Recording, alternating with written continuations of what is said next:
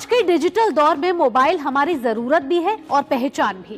Telecom धोखाधड़ी, spam call और mobile की चोरी आज एक बड़ी समस्या बन चुकी है। लेकिन अब घबराने की जरूरत नहीं है। भारत सरकार ने नागरिकों की सुरक्षा के लिए एक बेहद उपयोगी और भरोसेमंद प्लेटफॉर्म तैयार किया है, संचार साथी ऐप।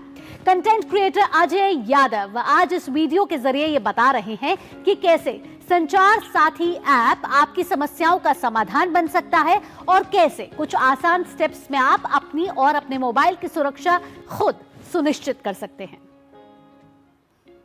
ये है हमारे भोलू जी, जो अपनी धुन में मगन समोसा खाते हुए ऑटो से उतर रहे हैं, बिल्कुल बेखबर। पर अचानक इनका हाथ जेब पर गया और होश उड़ गए, क्योंकि जेब खाली है और इनका चमचमाता नया स्मार्टफोन गायब हो चुका है।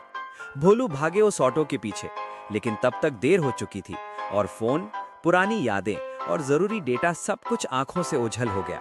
जिससे अब डर ये है कि अगर वो फोन किसी गलत हाथ में लग गया तो बैंकिंग फ्रॉड और पर्सनल डेटा चोरी होने का खतरा है।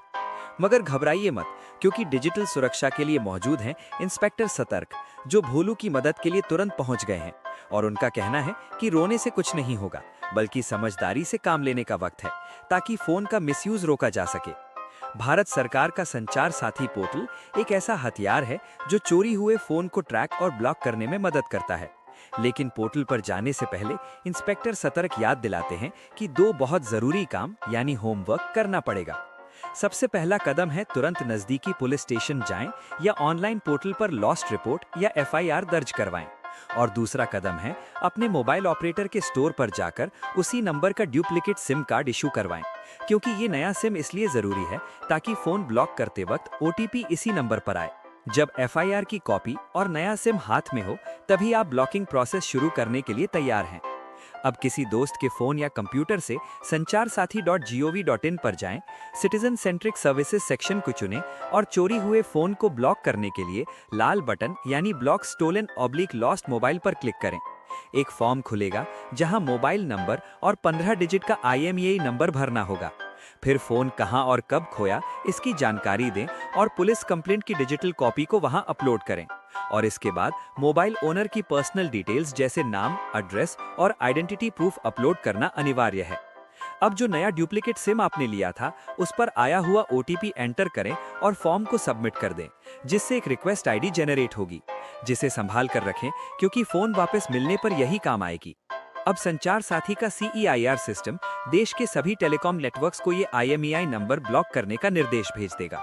और उधर जब चोर उस फोन में कोई नया सिम डालने की कोशिश करेगा तो नेटवर्क सिग्नल बिल्कुल नहीं आएगा और वो महंगा स्मार्टफोन अब चोर के लिए एक बेकार पत्थर या ब्रिक बन चुका है।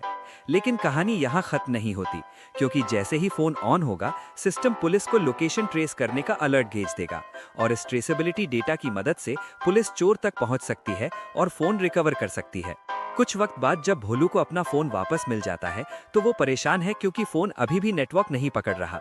लेकिन घबराइए मत, अब इसे अनब्लॉक करने के लिए वापस संचार साथी पोर्टल पर जाना होगा और इस बार हम हरा बटन यानी अनब्लॉक फाउंड मोबाइल चुनेंगे और वही रिक्वेस्ट ID दर्ज करेंगे जो हमने संभाल कर रखी थी। रीजन में रिकवर्ड बाय पुलिस सिलेक्ट करें और सबमिट करें तो कुछ ही देर में फोन अनब्लॉक हो जाएगा और नेटवर्क वापस आ जाएगा। अगर बीच में कभी प्रोसेस का स्टेटस जानना हो तो नीला बटन यानी चेक रिक्वेस्ट स्टेटस का उपयोग कर सकते हैं। इंस्पेक्टर सतर्क ये भी समझाते हैं कि फोन लेने से पहले KYM फीचर से IMEI चेक करें और टैफकॉप से अपने नाम पर एक्टिव कनेक्शंस देखें।